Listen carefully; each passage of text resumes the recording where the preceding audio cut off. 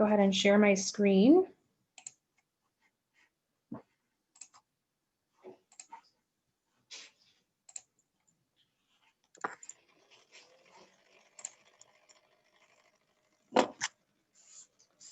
Okay. All right, thank you very much for everybody in the audience who is joining us tonight. We are excited to present a complete draft of the comprehensive plan to you this evening. Housel Levine Associates, we do have our project manager, Brandon Nolan, with us this evening, who's going to be assisting us in presenting this information. But in combination with Housel Levine Associates, staff has also been working really hard on this project for the last couple of years now. This will be the fourth comprehensive plan for the village of Glenellen. The first was adopted in 1971, the second in 1986, and our current plan was adopted in 2001. This is our current plan that we've been working from for the last almost 20 years now. The typical span for a comprehensive plan is approximately 10 to 15 years before the information within that plan starts to become obsolete. So in July of 2018, the village hired Housel Levine Associates to update the 2001 comprehensive plan. So to date, a lot of work has already been done. The village created a work group in the very beginning of this process that has been looking at different sections of the plan as they've been and advising our consultant team along the way. Housel Levine created a website for us, and that's kind of been a hub for information and updates on the plan, and also a way in which the public can participate in the plan. And I'll go through that a little bit later so you can see how you can get to the website, what information is on the website, and also how to participate by using the website. So far, a lot of data has been collected. Housel Levine Associates conducted a stakeholder meeting with our business community, our local service providers, and members of our volunteer boards and commissions.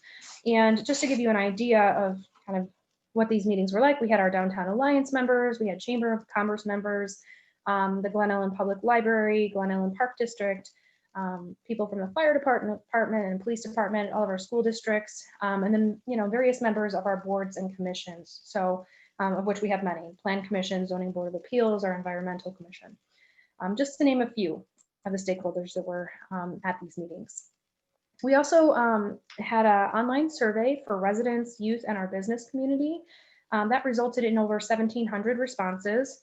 And all of this information has been used. It was used in the Issues and Opportunities Memorandum, which the consultant team created for us. And also all of that information was used to inform the plan that you're going to see tonight. So we've had a lot of public meetings as well, and I kind of want to just run through those really quickly. Back in October of 2018, that Issues and Opportunities Memorandum I just mentioned, that was presented at a public meeting before the Plan Commission. And essentially that document is just kind of laying out, kind of where the village's existing conditions are. And that's somewhere in the process right along, step 3 here that's showing on the screen. Then in May of 2019, the draft downtown sub-area plan was presented to the Plan Commission, and then June of the same year it was presented to the village board. The downtown obviously is a really important piece of the comprehensive plan, and so that you'll see kind of here at step 4 in this little diagram. Then we also held an open house to kind of present the catalyst sites, and you'll see a little bit of that in this evening's presentation as well. Those catalyst sites are kind of just that catalytic development sites that are really a big part and a really important part of our comprehensive plan, where these development sites are, 3 of them are located downtown and then 3 in the commercial corridor on Roosevelt Road. But if developed, these sites could really have potential to spur other development in these important areas of the village. So all along, the work group that I mentioned and village staff have been reviewing the document. We have reviewed the entire draft comprehensive document, and now we're seeking public input on the entire document as well. I do want to mention, in addition to all of the outreach that I have mentioned already in the public meetings that we've held, after tonight's meeting, there's going to be 3 public hearings before the Plan Commission. And then we're going to have possibly up to 3 meetings with the village board as well before the plan gets adopted. Outreach just for tonight's meeting alone. These are all the ways in which the village kind of reaches out to the community to let you know what's going on. And I'm going to go through some of this a little bit later on in the presentation, but this is kind of how we information related to tonight's open house. And those of you who are here, I'm sure you've heard about the open house tonight through one of these venues. Let's see. I'm going to turn it over to Brandon Nolan in just a moment. As I mentioned, he has been the project manager for this project and worked really closely with staff to get the plan to where it is today.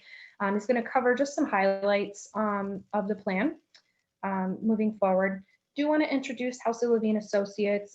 They are an award-winning firm, and they have created hundreds of plans and are definitely experts in the planning field. So we're in good hands with these guys. And do want to mention there is going to be a little section at the very end of the presentation for a little Q&A, question and answer session. So please do hold questions to the end, and we'll be happy to answer any questions or take any comments at the very end of the presentation. So without further ado, I am going to turn it over to Brandon. Stop sharing my screen here for the full presentation this evening. Okay, thanks very much. I'm going to go ahead and share screen now for me and switch to our PowerPoint here.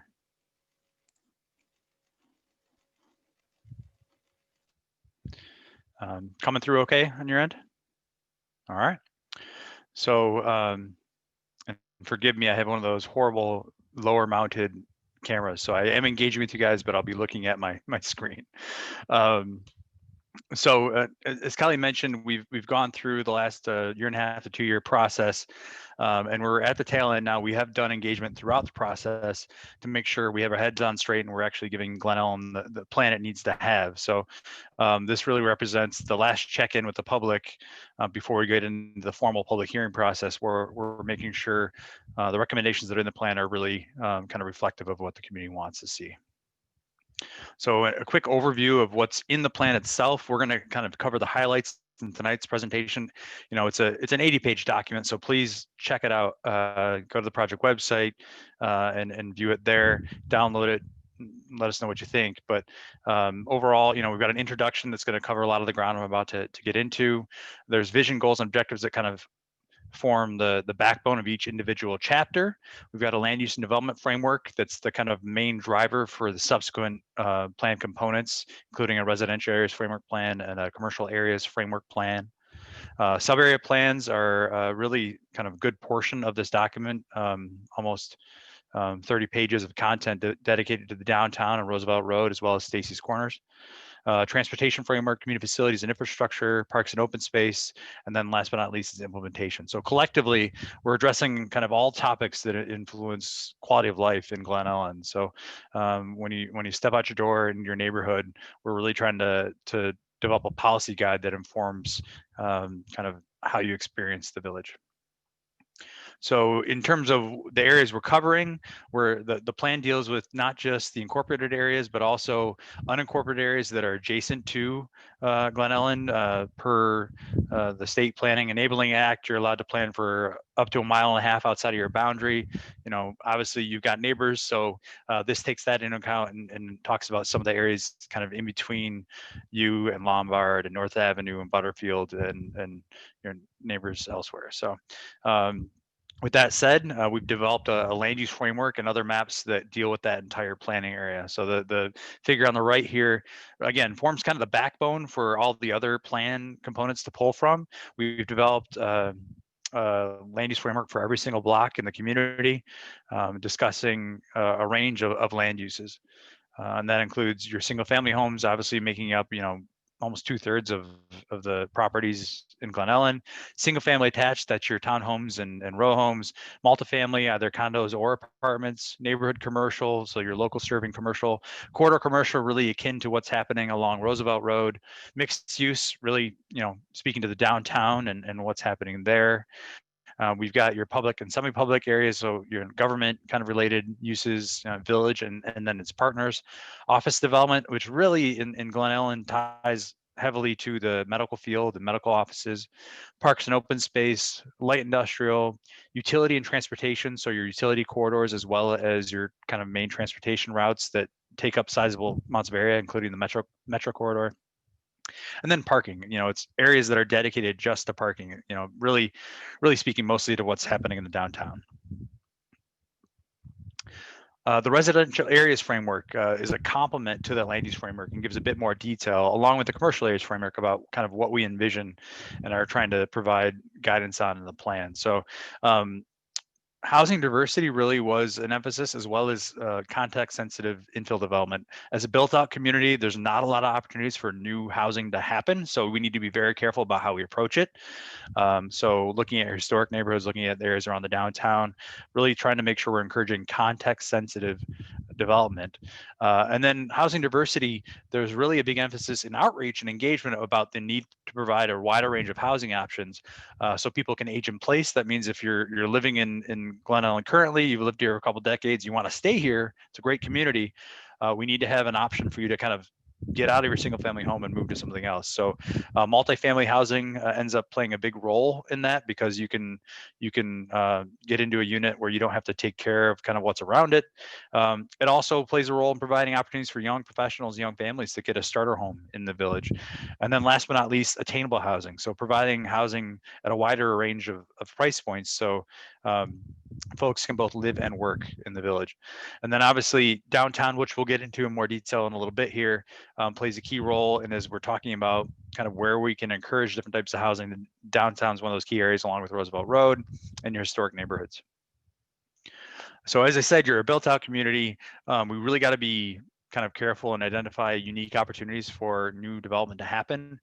The residential areas framework map you're seeing here really identifies those opportunities. So you might see some scattershot purple parcels in this plan map. Those are kind of highlighting those context sensitive infill opportunities where, we want to basically keep going with what's already on the ground and just kind of infill where we can. And then these 14 unique areas are kind of unique opportunities where maybe there's can be some parcel consolidation and more comprehensive redevelopment.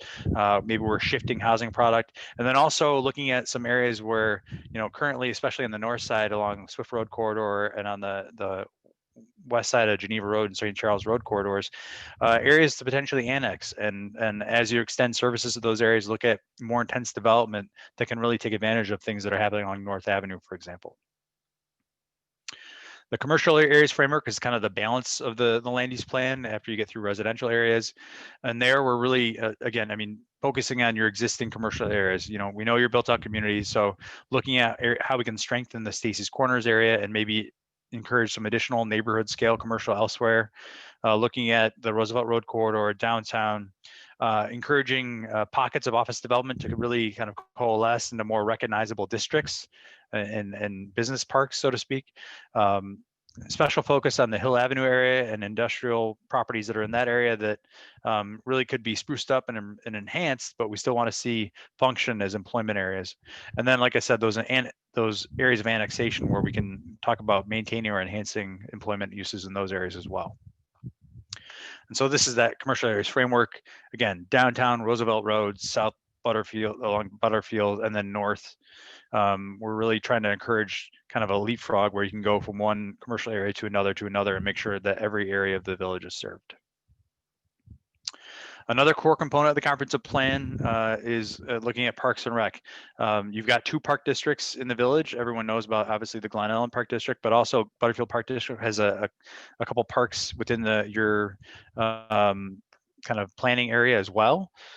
So coordination with them is going to be key in providing parks and recreation moving forward. And also we can see here this dashed blue line on the right-hand side of this map, the eastern border. There's a proposed kind of trail corridor for the eastern branch of DuPage River, which is going to be a tremendous asset in linking north to south in the village along a continuous trail corridor. So that's a project that this plan really kind of celebrates and supports to see its implementation. As part of Parks and Rec, we did look at where you have parks. You've got a great distribution of parks as it is, and really good kind of bones. So if you see all these blue dots, those are existing parks. And then the blue lines are kind of walk sheds, so walking distance to those parks. So you can see tremendous coverage in the existing kind of parts of Glen Ellen.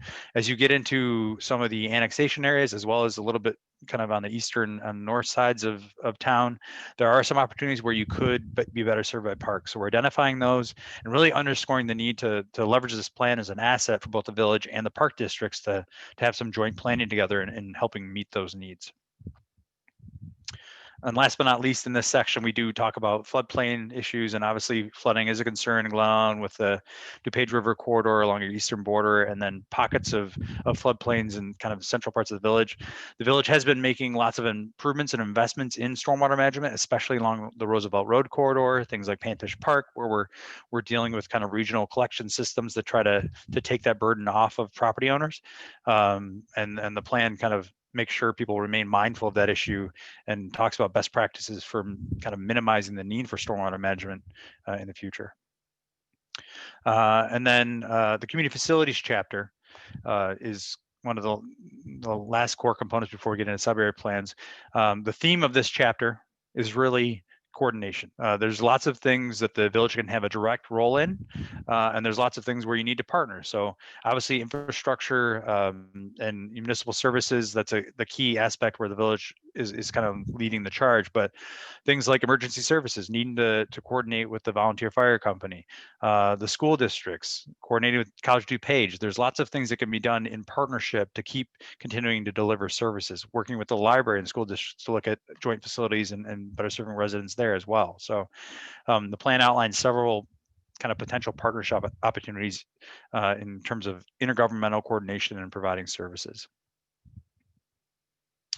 Transportation, as a built-out community, there's not a lot of surprises in talking about the roadway network itself, but it's ways to kind of improve that network incrementally over time. So strategic intersection improvements, looking at ways we can encourage pedestrian traffic.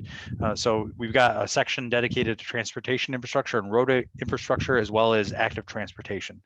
And this is probably the bigger value add in the plan, is really highlighting opportunities for those pedestrian and bike routes that occur. You've got a lot of narrow streets in your residential neighborhoods that make it hard to do biking easily.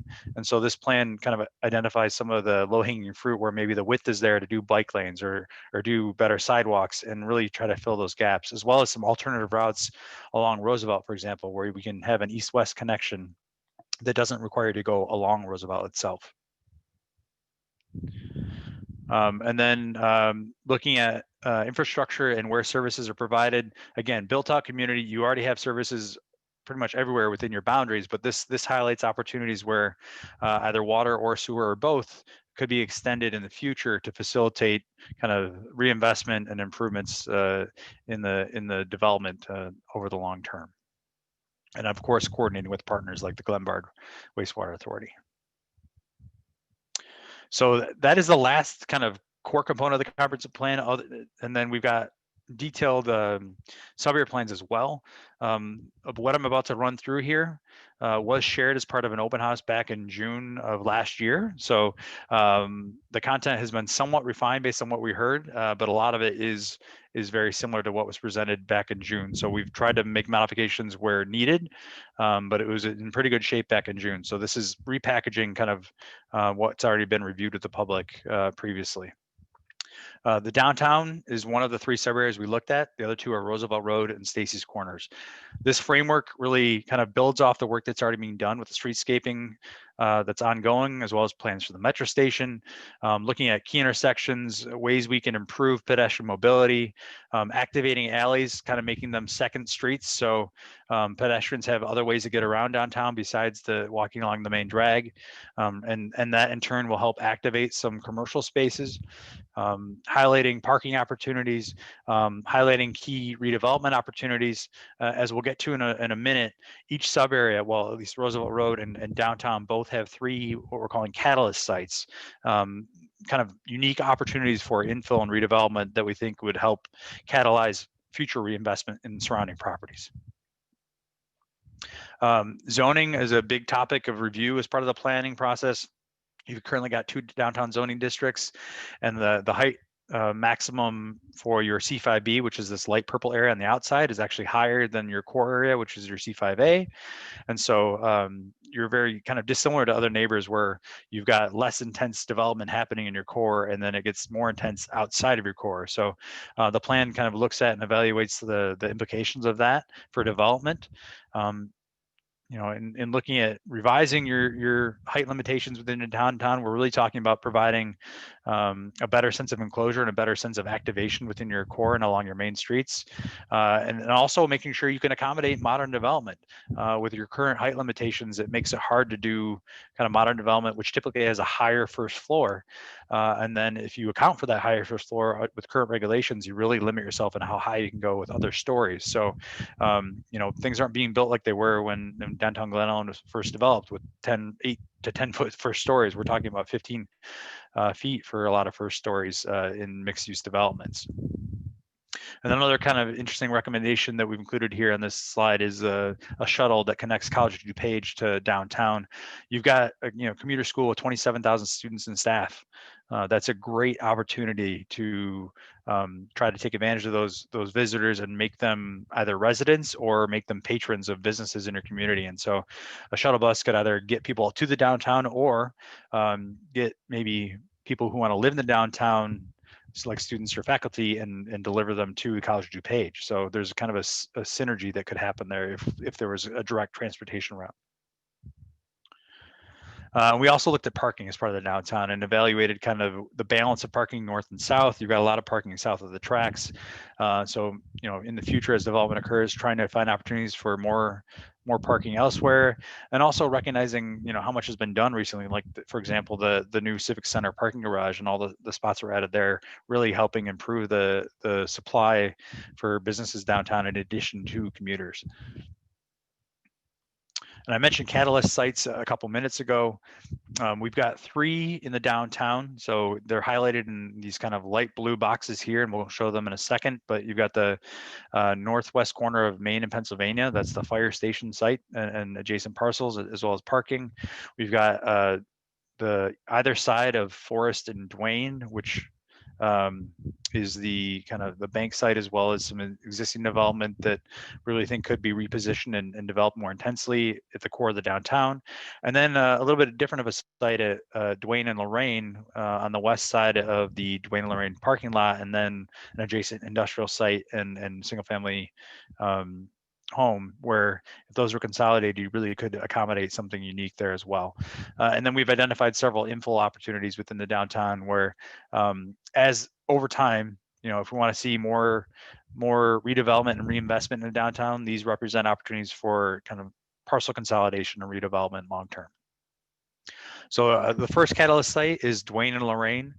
This will be kind of taken a next step further, as you'll see in the next example, but this is the draft showing a multifamily concept for the site. This could be senior housing easily, leveraging kind of proximity to the downtown. You've got access and proximity to the Prairie Path. It's a great site for something other than kind of an industrial use that has some outdoor storage. So really looking at kind of solving, kind of meeting a lot of goals and objectives in the plan in terms of providing a wider variety of housing, including senior housing in the community. This is ultimately what all the sites will look like, is this kind of more refined look here. This is the fire station site. Obviously, as we look at redevelopment, the corner is a key piece in this property. So the fire company is going to be a key partner in this concept if it were to come to fruition. And I want to clarify, just in case there's any questions on what we're talking about with these catalyst sites. These are all just kind of trying to envision what's possible, what's supported by the planning policies elsewhere in this document. So we want to show that there's potential, that the village is willing to engage in conversation about redevelopment. Everything that we're talking about here would would not be something the village is leading charge on. It would be in partnership with property owners and willing property owners. So coordination would definitely have to take place for any of these catalyst sites to happen as redevelopment occurs. And we're not saying they're necessarily going to look like these do either. We're just saying this kind of development in general is supported at this level of intensity, this character, this mix of uses. And we'll get to some other sites in Roosevelt Road that also show kind of a change and maybe what could happen along that corridor. And then the third catalyst site in the downtown is the Duane and Forest site, really trying to leverage the Forest Avenue corridor as a key pedestrian way, especially with changes in how the metro station is accessed as it's redeveloped. So kind of leveraging the location there, providing for a mixed kind of office space and commercial space on the west side of Forest, and then residential above retail on the east side. And this concept actually shows the Prairie Path, that park being expanded, so that can serve as more of an amenity for the downtown and be a more programmable and usable space in the future for things, like public gatherings and things of that nature. The second sub area is the Roosevelt Road corridor, and I'll spend more time on this slide and less on the other two, but because they all use the same symbology. We're really talking about identifying some opportunities for infill and reinvestment. So a lot of those sites are highlighted in the hatch area and have a number on them. There's more description on those, each individual site, just like the residential area framework plan had. There's a description for each numbered site in the plan. But we're really talking about how we can reposition existing retail. We can't let the corridor get stale. We have to talk about how it can continue to evolve over time. We want to maximize this corridor for as much as we can because it is the key retail kind of generator for the community. Opportunities to improve some of the sites. So even though maybe we like the uses, there are other opportunities to improve and beautify the corridor along public rights of way, as well as in privately owned parking lots and things like that. Looking at access improvements and how we provide cross access moving forward. And then key intersections and how we can improve those to be more pedestrian friendly. Really the message of the day for this corridor is, Roosevelt functions great as an auto-oriented commercial corridor, but it needs work when it comes to beautification and pedestrian and bike access. And those kinds of amenities are what is driving kind of retail in the modern environment, especially as we look to more experiential retail. So those amenities really do need to be provided to make sure Roosevelt continues to be successful in the future. Again, more of the same. This is a central component of the corridor from Park to the Interstate, highlighting opportunities for those streetscape and beautifications, highlighting some key redevelopment opportunities. This slide and the previous one have the catalyst sites on that we'll talk about in a second. And we're also talking about some pedestrian and bike connections as well in this section. You can see in the green lines there. And then last but not least, the eastern section, as we go from the Interstate to Findlay, and looking at some opportunities to maybe realign a roadway and provide a kind of a central focus in that corridor, portion of the corridor, in coordination with Lombard.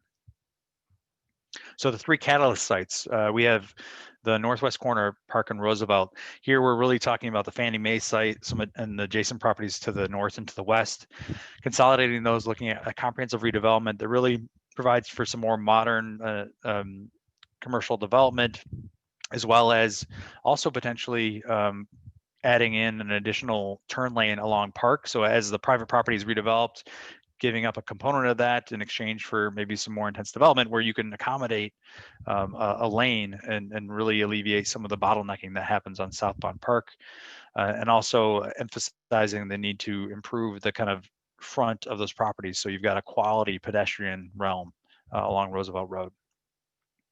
The Exmoor and Roosevelt site, this is going from Park to Taft, going from Roosevelt to Taft on the east side of Park. So we're looking south in this vantage point, and really looking at repositioning some aging hotel properties and some vacant sites into more modern commercial development that matches what's been happening just down the road to the east.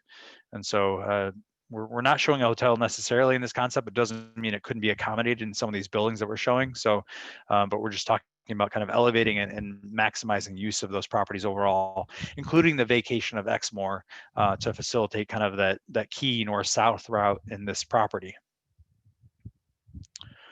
And then the third concept along Roosevelt Road, this is Nicole Way, basically Roosevelt to Pershing, and then 53s on the east side here. So again, we're looking south, and these are the properties where we've got some aging office development that at the time we did the existing conditions report was about half vacant.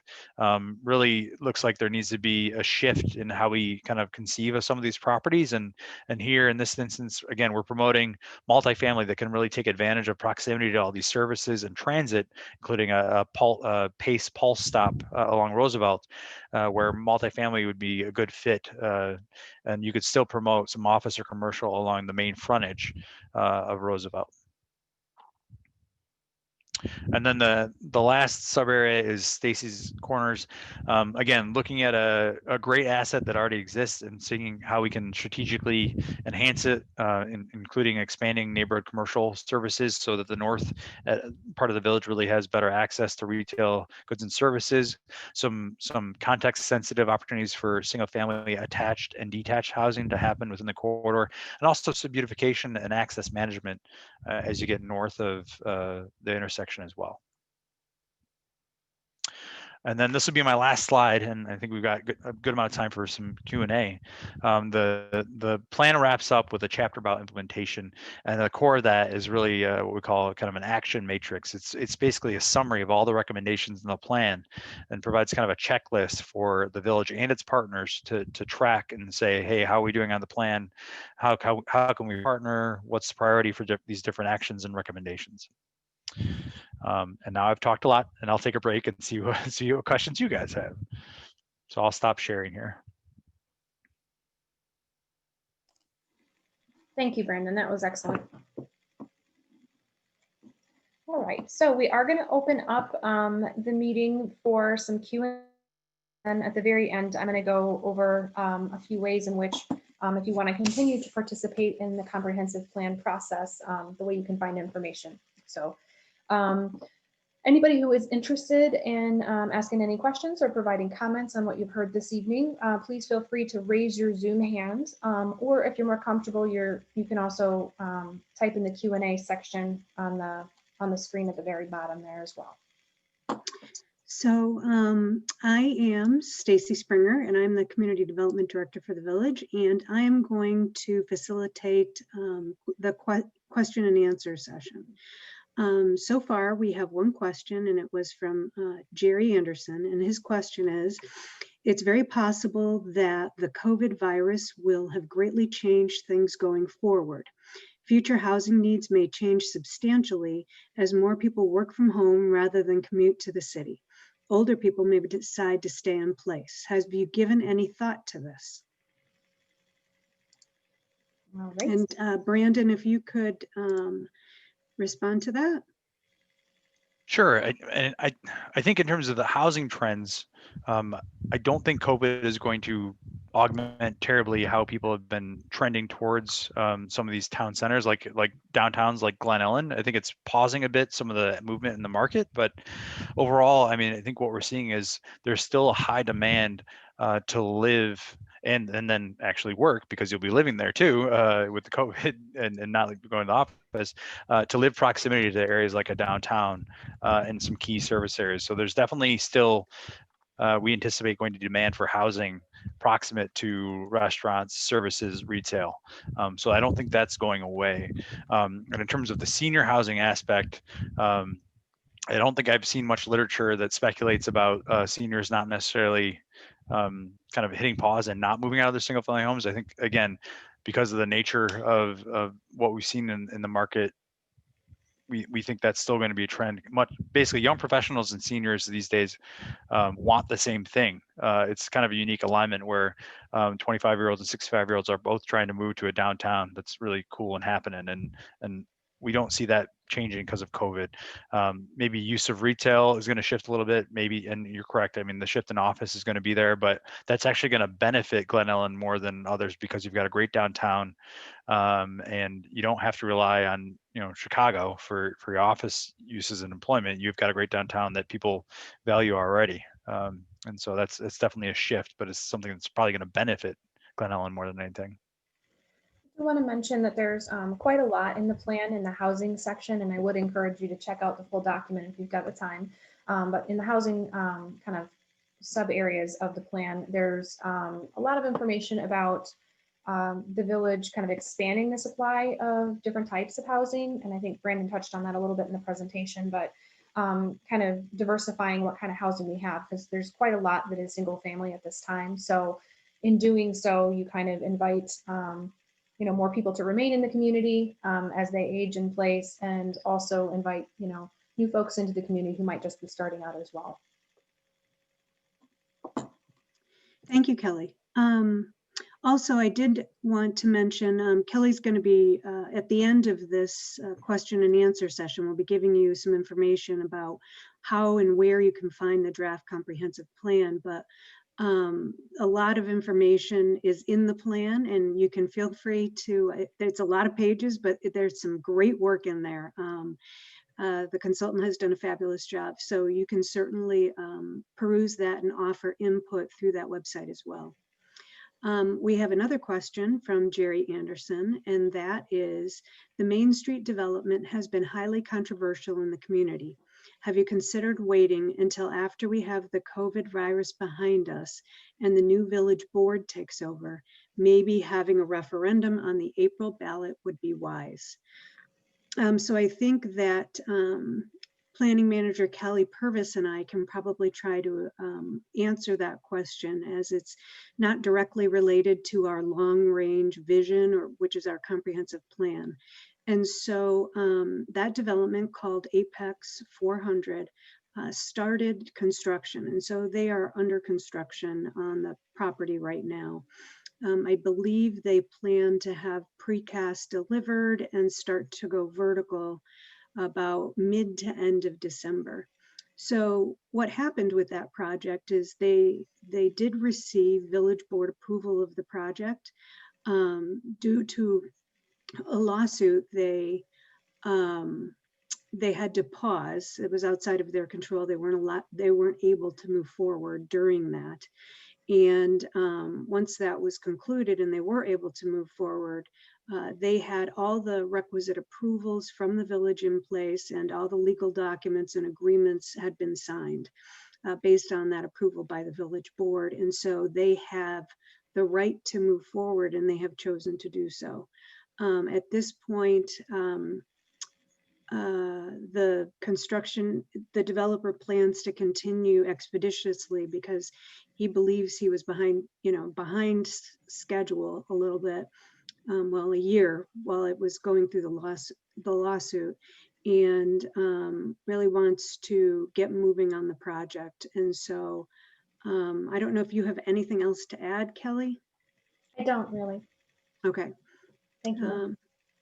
But certainly, Mr. Anderson, if you have any questions further about that topic, you can feel free to write them. There's a village website, has a general question section, and you can submit a question, and it will be forwarded to myself, and Kelly and I can respond to you directly on that issue if you have further questions. All right, so, and those in the audience, you can feel free to also raise your hand if you would like to be allowed to speak, and you can ask your question verbally and have a little bit more interaction with us, or you can feel free to keep typing in the question and answer box at the bottom of your screen. So this next question is from Kelly Kalinich, and she is wondering if there's a cost estimate for downtown business district sidewalk, tree, etc. improvements that are currently on display. So she's just interested in that. And again, and she had wondered if she had missed it during the presentation, but again, this isn't necessarily a part of the comprehensive plan. This is a project that is currently in progress. Kelly Purvis, our planning manager, is actually serving on the Downtown Streetscape Steering Committee. And so she may have some information on that or where you can find the information. Yes, so it is in the 20s of millions of dollars range for the entire streetscape project. The actual budget has not been determined just yet, I don't believe. Still something that's in the works. I know at the very next village board meeting, there's supposed to be some discussion about schedule and budget. The materials that are out at the corner of Crescent and Main Street, there's some information about them. I believe if you just go out to that corner, you can use your cell phone and then just scan over the QR code and it'll take you right to the website for the project. There are estimates on the project webpage that provide the difference in prices for the different materials. And I think that's what you're asking. And if it's not, please just let me know. You're welcome to email me directly, and I'm going to provide my email at the end of this presentation. I can get you to the correct information, but the materials themselves, the ones that are shown out at Crescent and Main, there are different price points for those, and you can find that on the project webpage if that's what you're looking for. Thank you, Kelly. The next question is from Joyce Hothan. Welcome, Joyce. Her question is, after having a recent workshop on affordable housing, Brandon, just so you know, the village board recently began the discussion of affordable housing and how the village might be interested in establishing some goals for that and how we might get to that. We did discuss regulations, the possibility of regulations and incentives to encourage affordable housing. And so Joyce has mentioned that following that workshop, there were thoughts about looking for tools to have developers include more affordable housing into downtown development by using incentives. What are your thoughts? So Brandon, if you have some thoughts on that, and Kelly and I can certainly chime in from the staff perspective as well. Sure, and I don't know, I mean, I guess what official discussions were had on those policies. I mean, you can take it a lot of routes. It just depends on how aggressive you want to be. I think our role in the comprehensive plan was really to make sure it was understood that kind of providing a range of housing options was a priority for the community, and it kind of lays the groundwork for those next steps to talk about how aggressive to be. I mean, you could go as far as doing an inclusionary zoning ordinance, which requires it outright for most development. But again, that's an aggressive tack. Or you can provide incentives, which is kind of more of the carrot approach rather than the stick, where you're saying, hey, we can maybe give you more density or look at other ways of incentivizing development as long as you're willing to maybe do 10 or 20% affordable units as part of your development. So it really depends on each community, and it needs to be discussion, I think, in and of itself. But we tried our best to kind of position the village to have that discussion as part of the planning process. And Brandon, there is some language in the comprehensive plan that encourages that the village investigate further opportunities for different types of housing and price ranges, correct? Right, correct. Yeah, that's that phrase I think we landed on was attainable housing, right? So it's not necessarily affordable, based on income. It's really talking about attainable as in the workforce, the people that are providing services that you value. It'd be great if they could also live in the community too. And so it's kind of that theme rather than hinging on kind of a HUD definition. Great, thank you very much. Jerry Anderson posted a follow-up. I think I misunderstood his initial question. He says, I meant actually having a referendum vote in April on the comprehensive plan, not the Apex development. And I'll try to start answering that question, but Brandon and Kelly, if you have thoughts, please feel free to join in. But really the comprehensive plan approval is not an approval that lends itself well to a referendum question. So this is really the public evaluating, reading, offering input through the appropriate public input processes on the content of the plan and this vision for the future. A referendum might question might be, should we have a comprehensive plan in this village or something like that? But really the appropriate way to get public input on this is exactly the process we're going through right now. Open houses, we had some small group workshops, we had an advisory group, that type of thing. And then and we did surveys, as was mentioned earlier. And then we take all of that information we collected, and the consultant works through that with the staff to develop a new vision for the community for the next 10, 15 years. And that vision can be, molded based on questions from the elected officials, from appointed commissioners, and the public. And so once it gets to the decision-making point with the village board, really, the question is this plan accurately reflect what we want the future of Glen Ellyn to look like? What is our vision? And so we'd encourage you to stay involved and jump on that website, and Kelly's going to explain where that is and offer your input, and please continue to follow. And we appreciate people's interest in this. It's a really big deal for the village to be going through this process and establishing, what we want to look like in the future. And I don't know if anybody else wants to jump in on that. Yeah, I'll just kind of tack on a little bit. I think it's important to note, and I think maybe we glossed over this in the beginning, that this is a policy guide. It's meant to inform your decision makers, the ones you are electing.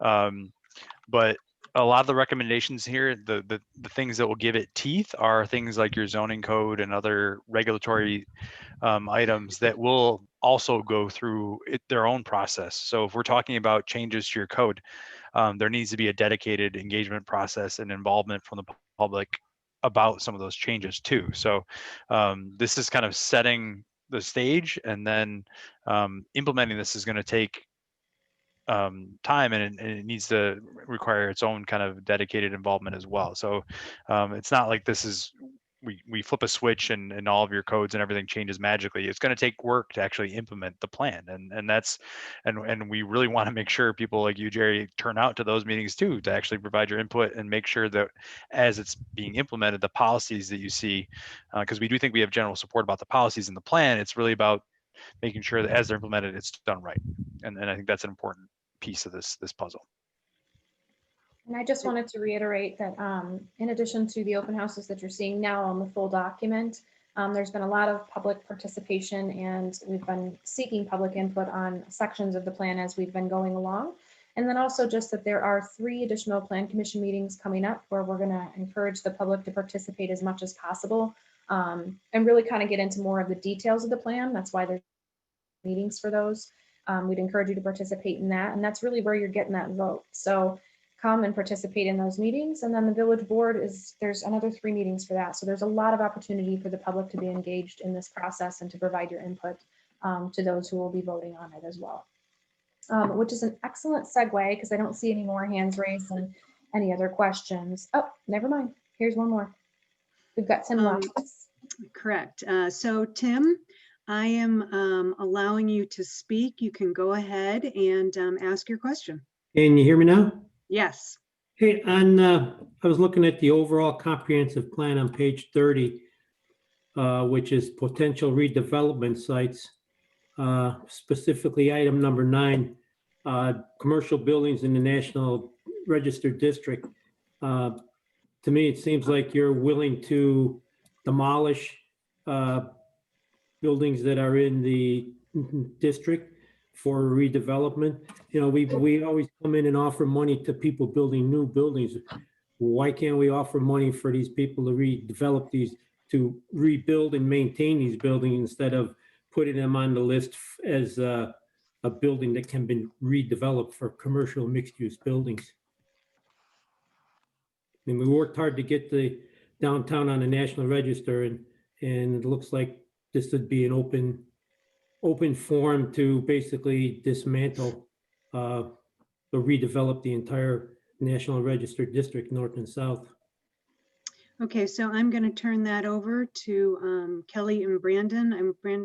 Kelly's going to start first? Yes. Okay. I actually pulled the document. I'm on page 30 and I'm looking at number 9, which it says the building should either be improved or maintained or redeveloped with a commercial or mixed use building. And it's talking about just one particular building within the National Register District. It's at the corner there of Main Street and Duane, that Einstein's building. I don't think we're encouraging the demolition of the building. I think it says maintain or improve. And if that can't be done, then redevelop. So, and again, it's one building out of, you know, many that are in the National Register. So I also just wanted to note it is in the TIF district. So if somebody wanted to come through and redevelop, or somebody wanted to maintain or update the building, I do believe that there would be funds available for something like that. We do offer different types of grants and everything in the village where there is money available for improvements. So. Okay, thank you. Brandon, did you have anything else to add regarding that one? No, I think that nailed it. I think, like you said, there's TIF money that could potentially be dedicated to help encourage preservation of the building. But it is one property in the district, and we're definitely not wholesale saying redevelop the district. You know, like you said, you fought hard for that, and it's a great downtown. We don't want to undo what you've got. Absolutely, I would agree. All right. Are there any further questions from any of the, oh no, I think instead of, oh no, Tim's still there. I thought I ejected him from the meeting rather than disabled his talking. All right, no, somebody else just left at the same time he popped back over into the attendee screen. All right, so, oh, we do have one question from Kelly Kalinich. And Kelly, if you can unmute yourself, you will be able to speak. Yes, I thanks, Stacey. I wrote it in the Q&A as well, but I wondered, have any of the businesses or owners of the properties that are involved in the plan been contacted for input? So the development sites that we're suggesting, like the catalyst sites, is that what you mean? Yes. Okay. So Brandon or Stacey, do you want to take this one? Maybe Brandon, if you could start about the future vision, and then I can jump in. Okay. We have engaged some of the property owners, like for example, like the fire company. We've talked to, you know, we tried to engage a few folks. So I mean, ultimately, we're looking at a lot of properties where there's a lot of surface parking or, you know, outdoor storage, things that we think are worth taking a harder look at. So that kind of sets the table for, you know, what's possible. And like I said, I think long term, no matter what happens, you know, obviously the property owners have to be involved in the decision. This isn't the village coming in and taking things over. It's saying, hey, here's a vision the community supports. Are you on board with this? Can we coordinate and partner? And so I would add on to that, for some of these catalyst sites, we have been communicating with the property owners related to redevelopment opportunities or potentials. And so they are aware of it. For not the catalyst sites, but the potential redevelopment sites. That's something that generally does occur in a plan. And again, we're not saying we are redeveloping your property. It's saying, hey, this may be a property that has some opportunities for someone to look at it, engage in a discussion with the property owner. If the property owner is willing to sell or partner in this, you know, doing something different on the site, that, you know, is a possibility. And so we do generally make this information available to the public, the plan, I mean, and, you know, solicit input as widely as we possibly can. But it's generally not something we do is go to every property owner that's listed in the plan. Does that answer your question? Yes, I just put in another related question. I guess what I'm wondering is, have you heard from any of the owners or businesses at those locations? I'm trying to think off the top of my head about the Well, it site. sounds like in general, you haven't had people come forward and say, we don't like this idea at all. Right. You know, if we had someone come forward and said, hey, you know, I don't want my property on here, we certainly would respect that. But Okay, again, that's probably at the heart of what I was curious about. and there were in, you know, prior comprehensive plans, there were, you know, 40 or 50 sites that were listed. And if somebody reached out to them saying, hey, you know, your property, you know, is of interest to me to do something with it, are you interested in selling? Then, of course, they can just say no as well. Yeah. Okay, thank you Great. so much. No problem. So we do need to conclude because we are heading into another meeting in about 4 minutes. So I am going to turn it over to Kelly, and she can bring this all to conclusion. Okay. So thank you all again very much for participating this evening. We do appreciate the feedback and the questions. I want to just get to the very end of this little presentation here. So let's just do this. I wanted to mention before everybody goes, to stay up to speed on what's going on with the comprehensive plan, we do have a web page that I mentioned a little bit earlier. It's kind of a hub for all of the information related to the plan. This is where you can view the full document, where you can provide additional comments after you have reviewed the full document, and where you can kind of keep up to date on what's happening, when those public hearings are, and all of that kind of information. The link to the website is just here on the screen. And then just below here is my email. If you just wanted to provide some comments to me directly, I'd be happy to take those. Any of the staff really can accept any comments that you might have. If for some reason you're not able to take down this information, if you just literally Google Glen Ellen Comprehensive Plan, this website will show up. So just click on the link for the Housel Levine HL Planning, housellevineplanning.com, and it'll take you right to the site. I also wanted to mention, to keep up to speed, you can sign up for Notify Me, which is a great way that the village communicates when people are interested in some of our bigger projects, especially things that are happening in the downtown or that are, you know, village-wide, like cannabis or a comprehensive plan, those sorts of things. On the village's website, there's a little button. You just click on that. It says stay tuned or stay connected. This is the very front page of the village's website. You will click then on Notify Me, just link to that page. And then you can sign up for either emails or texts to get updates for any of the things that are on the list for Notify Me. So it could be all of the public notices you want to know about, or just the comprehensive plan, or just some of the larger developments that are taking place. And I think that was it. So thank you again for participating this evening, for joining us tonight and being a part of the process. And we do have, as I mentioned, lots of other ways to participate in the future. And of course, if you have any questions, please feel free to contact village staff. We'll be happy to assist you in any way we can. We will be posting this Zoom presentation of the open house from tonight and last night on that webpage. And so if you have interest in that or have any more input after you read the plan, feel free to access that at that webpage Kelly mentioned. And it's easy to find on the village's homepage website as well. So thank you all again for joining this evening. We enjoyed having a conversation with you and hearing your thoughts. Thanks very much, everyone.